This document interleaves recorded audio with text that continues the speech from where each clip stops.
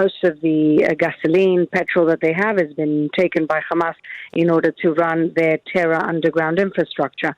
And so even if humanitarian aid is getting in, we have absolutely no guarantee that it's going to the people who need it and not the terrorist infrastructure. This being described by your Prime Minister as the second stage of the war, what does that look like in real sense, in practical sense? What are we talking about here? Well, I guess the first stage of the war was essentially trying to dismantle as much of the terrorist infrastructure as we can from the air. And I don't think anybody doubted that at some point ground troops are going to have to come in. And I'm assuming he's talking about that. I'm not in the security cabinet, but that's what everybody understood. And what is the plan on getting aid into the country? How do you do that with a ground offensive going on inside Gaza? Well, at the moment, aid is getting in through the Rafah border, which is the border that Gaza has with Egypt. That's how it's been working so far.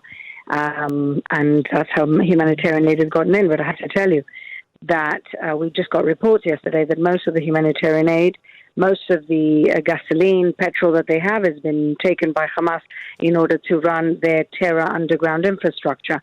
And so even if humanitarian aid is getting in, we have absolutely no guarantee that it's going to the people who need it and not the terrorist infrastructure. But petrol gas is not part of that humanitarian aid, is it? Israel were very precise in allowing, food, water, medicine. Yeah. So absolutely, because we have intelligence that they don't have any lack of petrol. It's just all been used for the terrorist infrastructure, not for people. So how do you get food, medicine, water? We've actually heard from inside Gaza today that drinking water has run out in some areas.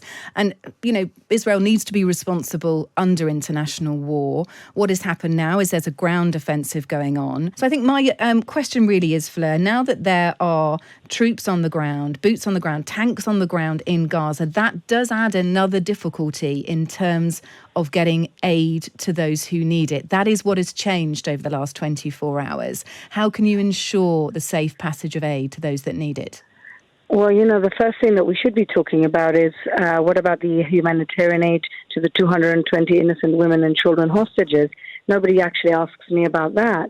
We don't know if they've had any medical assistance.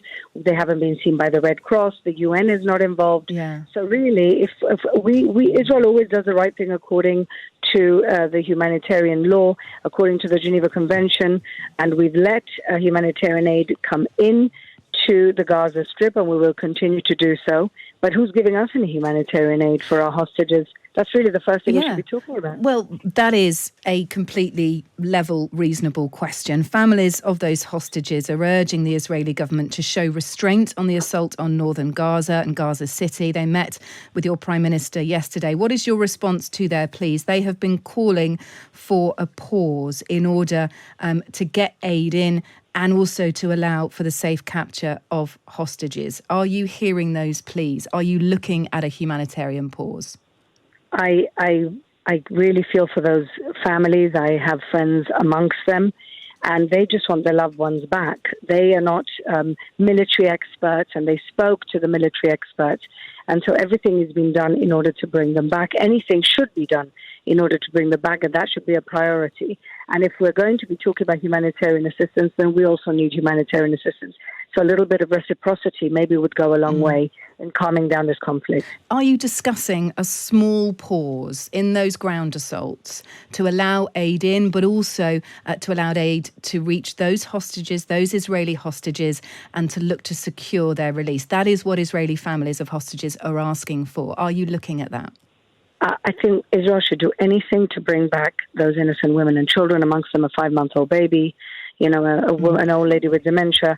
Does that include a humanitarian pause, Fleur? There's already humanitarian going in to the south of Gaza through the Rafah border. I don't think one thing has anything to do with the other, to be honest.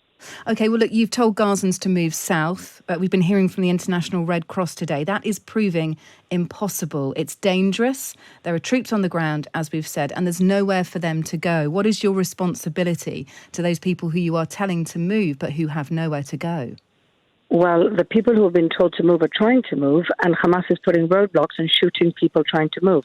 So that's really the problem here. It's not people wanting to move or trying to move or going where they need to go. It's that Hamas is trying to stop them so that they can create the most carnage possible within their own people, so they can show the pictures to the world and say, oh, we're the victims, when in fact they are a genocidal terror organization that started a war that nobody expected, nobody asked for, and killed and butchered innocent civilians. Just one more question. There have been pro-Israel and pro-Palestinian rallies here in the UK. There's one big difference. Hundreds are showing up to support Israel. Thousands are showing up to support Palestine. What do you make of that? Well, there's more than one difference. The thousands of people that are supporting Palestine are also saying death to the Jews. So I think we're seeing a modern-day anti-Semitism Can I just clarify? Here. Those 100,000 people are not saying death to the Jews. Well, I've seen some videos of there are very small factions of people saying that, but the large majority are not saying that. Well, the videos that I've seen people shouting from the river to the sea, which is essentially the extermination of the state of Israel. I think you could say that for the majority of the protesters. And there's just a lot, when you look at the different communities, the Jewish community is a very small community in the UK. And so maybe that's the difference. But I'm not, we're not going to judge a war as a result of the people who are miseducated or miscommunicated what really is going on here. I'm just concerned for the Jewish community in the UK that are being attacked and intimidated and bullied.